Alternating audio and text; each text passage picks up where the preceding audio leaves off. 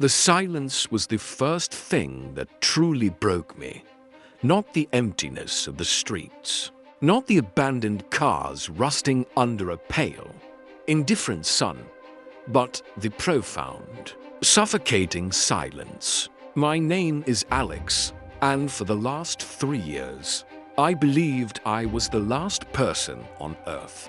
The event, as I called it, had been swift and silent. One day, the world was a cacophony of life. The next, it was a ghost town on a global scale.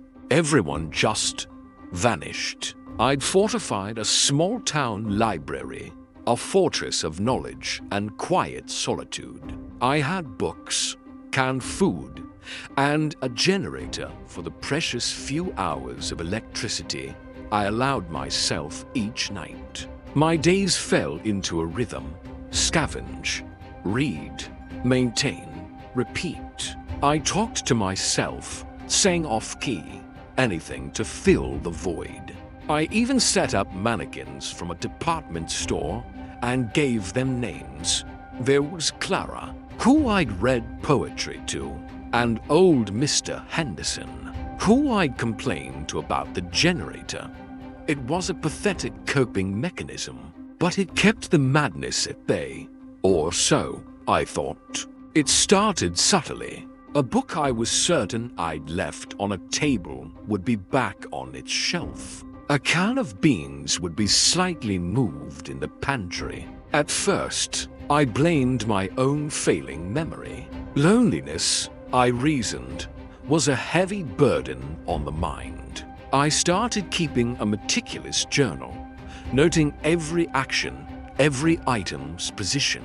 The discrepancies continued. A door I had locked would be ajar. Footsteps, faint and fleeting, would echo in the dead of night, only to disappear when I held my breath to listen.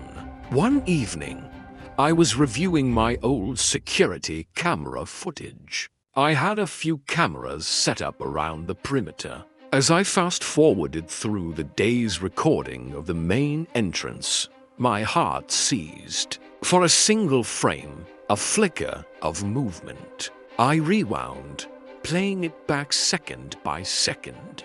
There, in the deep shadows of the doorway, a figure stood.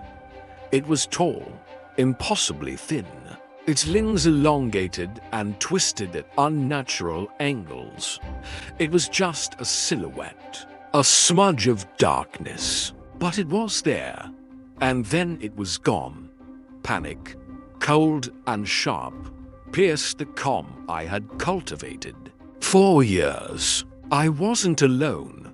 The thought, which should have brought comfort, was instead the most terrifying realization of my life. This wasn't a fellow survivor. This was something else. The activity escalated. Whispers slithered through the ventilation shafts, formless and guttural, sounding like a language made of static and pain.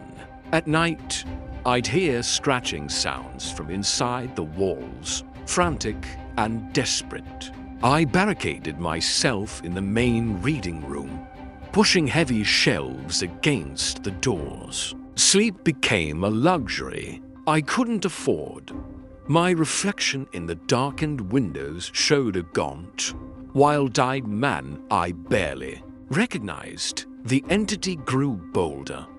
One night, the power cut out unexpectedly. I fumbled for my flashlight, its beam cutting a nervous path through the pitch-black room.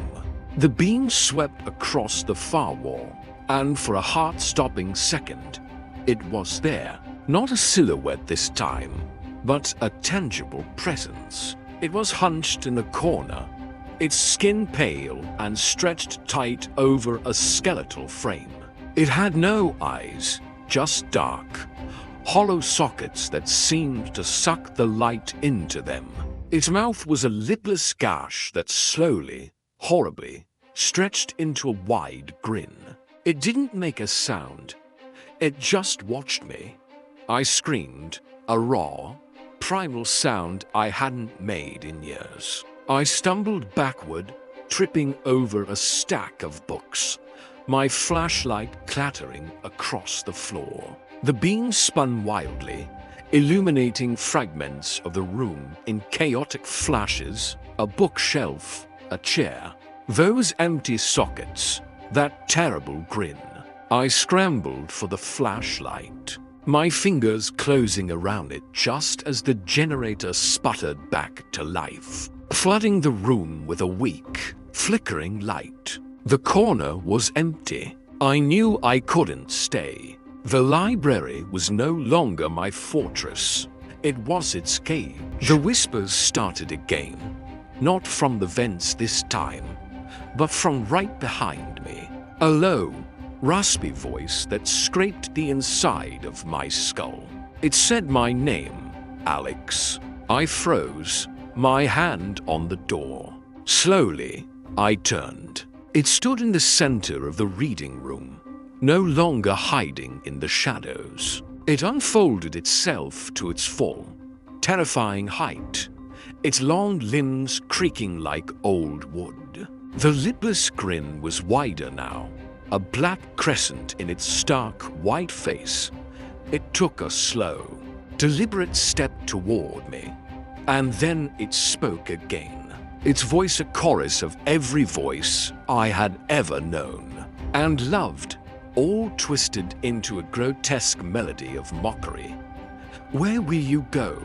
it whispered, the sound echoing in the vast, silent library. "Everywhere is my home now. You are never alone. You were never alone." My carefully constructed world, my sanity, my hope, it all shattered in that moment. The last person on Earth wasn't alone, and the thing that was with me had been waiting. It had been playing, and now the game was over. As it glided towards me, its shadow swallowing the last of the light, I finally understood. The event hadn't made me the last man. It had made me the last meal.